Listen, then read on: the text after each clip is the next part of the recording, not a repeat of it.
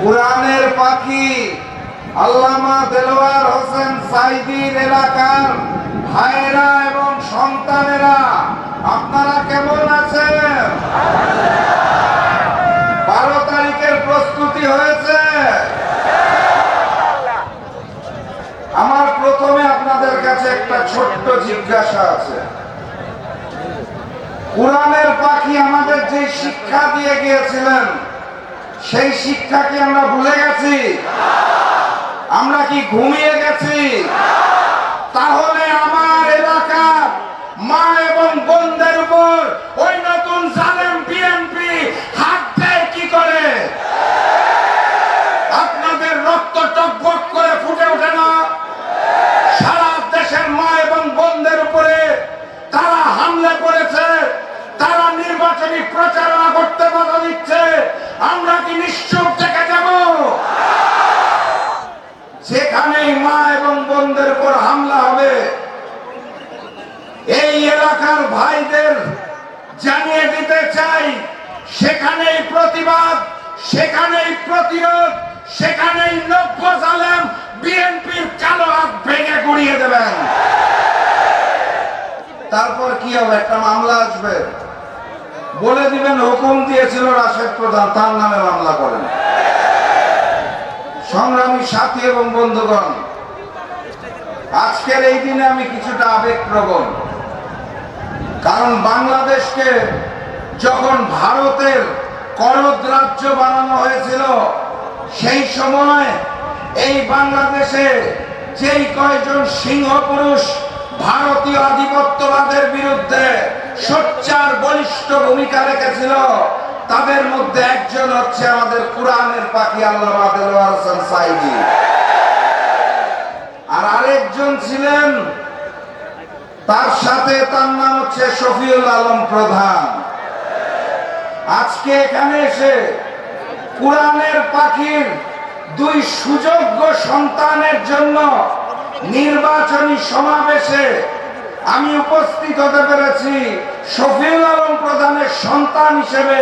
এটা আমার জন্য একটা বিশাল পাওয়া, আলহামদুলিল্লাহ। সংগ্রামী সাথী এবং বন্ধুগণ, আপনারা সবই জানেন এবং বুঝেন, লন্ডন থেকে একজন মুফতি উড়ে এসেছেন, জানেন নাকি আপনারা? আই হ্যাভ আ প্ল্যান বলে কি প্ল্যান আর ব্যাখ্যা করতে পারেন না। তারপরে আমরা দেখি আমাদের মা এবং বোনদের ইজ্জতের উপর তারা হাত দিতে চায়। তারপর আমরা দেখি তারা আমিরে জামাতের সোশ্যাল মিডিয়া অ্যাকাউন্ট হ্যাক করে নারী বিদ্বেষী পোস্ট দিতে চায়।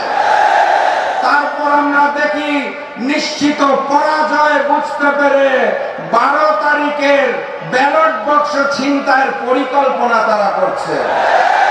এইটার নামই হচ্ছে লন্ডনের মুফতির আই হ্যাভ আ প্ল্যান। আমরা কি 12 তারিখ ওই ব্যালট বাক্স ছিনতাই হতে দেব? তাহলে ছাত্র এবং যুব ভাইদের বলে যেতে চাই, 11 তারিখ রাত থেকে ভোট কেন্দ্র পাহারা দিতে হবে। ভোটের ফলাফল ঘোষণার আগ পর্যন্ত ভোট কেন্দ্র চারপাশে হাতে একটা করে বাঁশ নিয়ে পাহারা দিবেন। পারবেন তো নাকি? আমার এই প্রাণপ্রিয় পিরোজপুরে আসন কয়টা? 2টার মধ্যে দাঁড়িপাল্লা আর একটার মধ্যে পিরোজপুরের এই 3টি আসন, তিনোটাতেই জয়যুক্ত হয়ে আগামী দিনের প্রধানমন্ত্রী ডাক্তার শফিকুর রহমানকে উপহার দিতে হবে।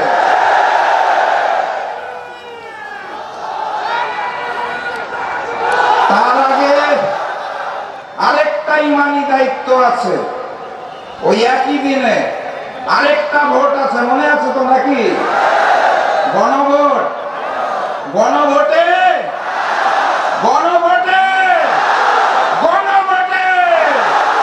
12 তারিখ গণভোটে হাকে জয়যুক্ত করতে হবে। পিরোজপুরের 3টি আসনে 3-0 গোলে জয়যুক্ত হতে হবে। আগামীর বাংলাদেশ আমরা মানবিক বাংলাদেশ হিসাবে গড়ে তুলব, যেখানে মুসলমান হিন্দু সকলে মিলেমিশে একসাথে এক নতুন বাংলাদেশ গড়ে তুলবে।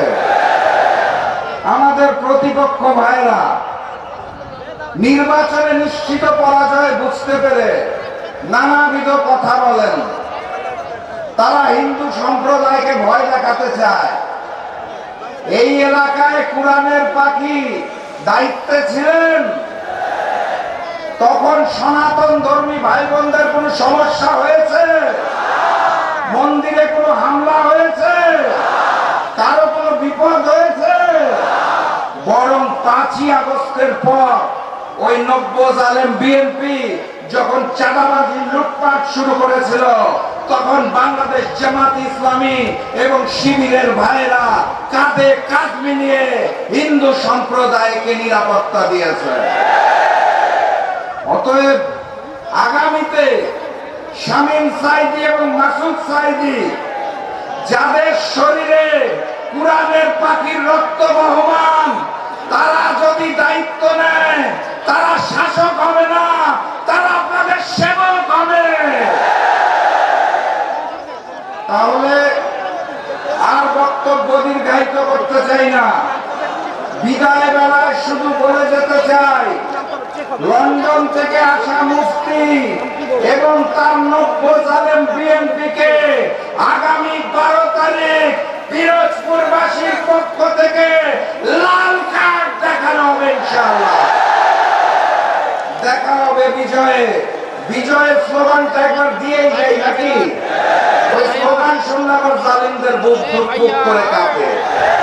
তাহলে বিজয়ের স্লোগানটা ধরেন, নারায়ে তাকবীর, নারায়ে তাকবীর, নারায়ে তাকবীর।